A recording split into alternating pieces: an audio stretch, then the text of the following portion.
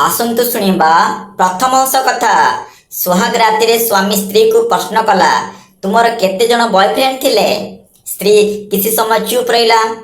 स्वामी पुणी पचारा, तुम खामोशी को मु कौन भावी? स्त्री कहला, टिके चुप रुह, मु गणिकी कहूची।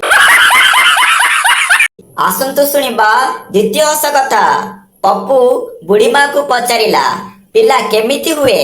बुढ़ी माँ कहला, स्वर्गरु परी आसी माँ पेटरे छुआ छाड़ी दे जाए।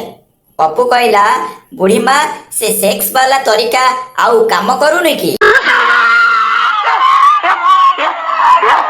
आसतु शुणा तृतीय हस कथा। पुआ मम्मी को कहला, मम्मी काले बाबा ऑफिस रु प्रार्थना हबार शब्द आसुथिला। माँ कहला, ये तो बहुत भल कथा।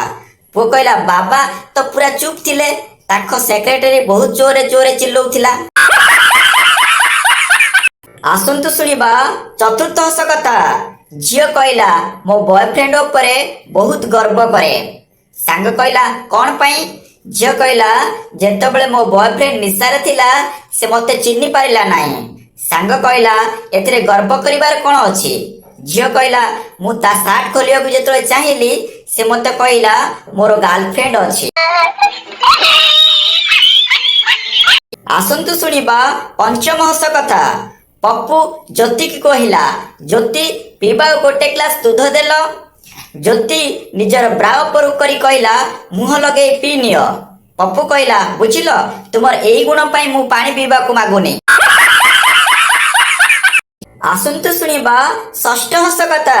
सुहाग राति संत बहुत दुखी थिला। बंत पचारला, सांग कौन है मते कह। संत कहला, बुझिलु सांग, राति स्त्री को गेल करबा को जाई जेतेबेले गुप्तांग बाहर कली से मते जहा कहला सेति पय मु बहुत दुखी। बंत कहला, से कौन कहला? संत कहला, से कहला, ओ माय गॉड, तुमरे एते बड़, मु भाबुची छोटो काहार देखिला। आसतु शुणा सप्तम हस कथा। झील कहला, माँ मु पप्पू को भल पाउची, बा ही ताकू हेबे। मम्मी कहला, किछि करूची ना नाही? झील कहला, एबे से ऊपर ऊपर करूची, आ मम्मी बा हैला परे से तळे तळे करिबो बोली कहूथिला।